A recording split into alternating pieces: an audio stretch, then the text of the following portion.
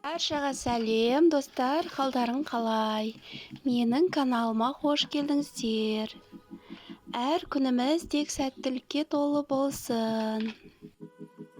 Достар, мен бүгін сіздерге үй жағдайында өте дәмді котлеттің жасалу жолын және де гарнирге жасалатын пюренің, картошкадан жасалатын пюренің жасалу жолдарымен бөліспекпін. Ал бісміллә деп ең алдымен гарнирдің картошкасын тазалап, турап, ыдысымызға салып, су құйып, тұзын салып, газға астын ашып қоямыз. Қайнағаннан кейін астын жай қойып қоямыз.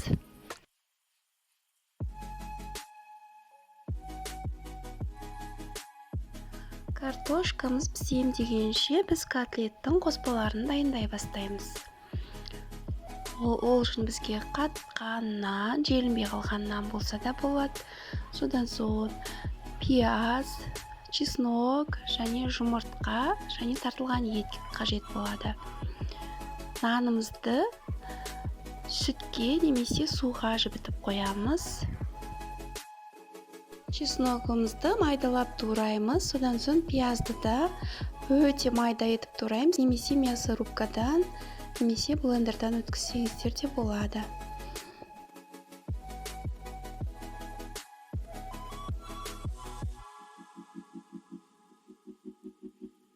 Достар, менімен бірге үй котлеттін әдемілеп жасайық. Ол үшін менің каналыма тіркеліңіздер.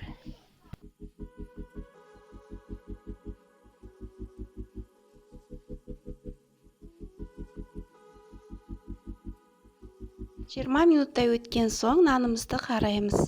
Егер нанымыз жұмсарып дайын болса, онда қолымызбен сүзіп аламыз, немесе сұйығын қалдырып, сүзгішпен жақсылап сүзіп нанымызды бөлек аламыз.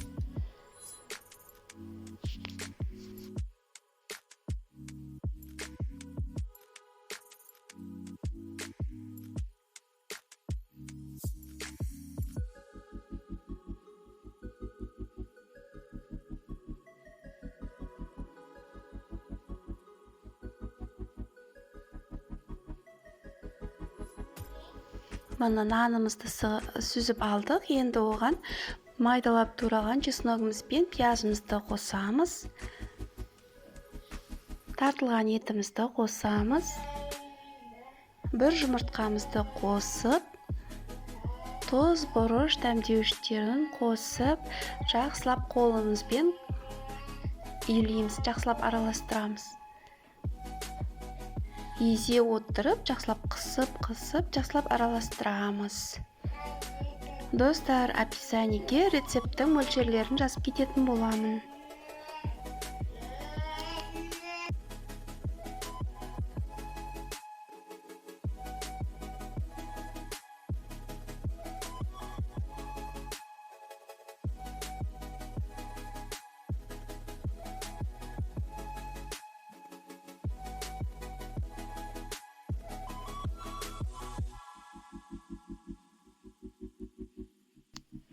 Дайын болған қоспамыздан осылай әдемілеп котлетімізді жасаймыз.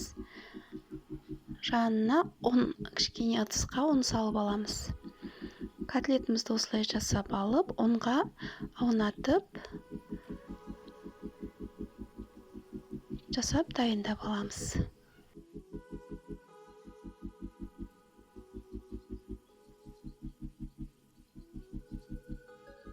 Содан соң табамызды газға қойып, кішкене май құйып, қыздырамыз.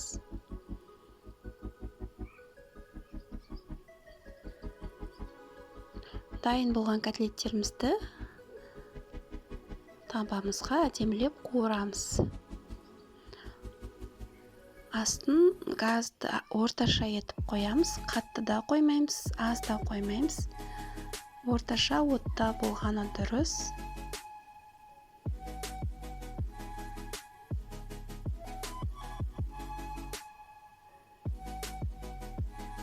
Екі жағын бірдей қып-қызыл етіп, бір жағын 3-4 минут, одан кейін аударғаннан кейін тағы да екінші жағын 3-4 минут қуырамыз. біздің картошкамыз да пісіп қалды. Мына осындай әдемі болып шығады котлеттеріміз.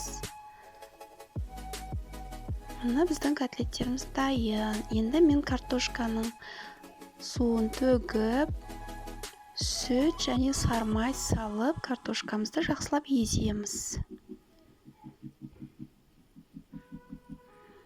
Тұз, бұрыш салып, жақсылап езіп аламыз. Мына біздің пюреміз дайын. Осындай әдемі пюре шығады. Достар, міндетті түрде осы рецепт бойынша жасап көріңіздер.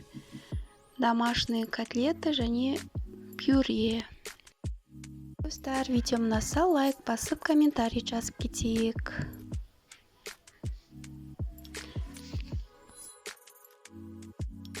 Достар, менің келесі видеоларымды жіберіп алмас үшін каналға тіркеліп қоюды ұмытпаңыздар. Сау болыңыздар. Рахмет.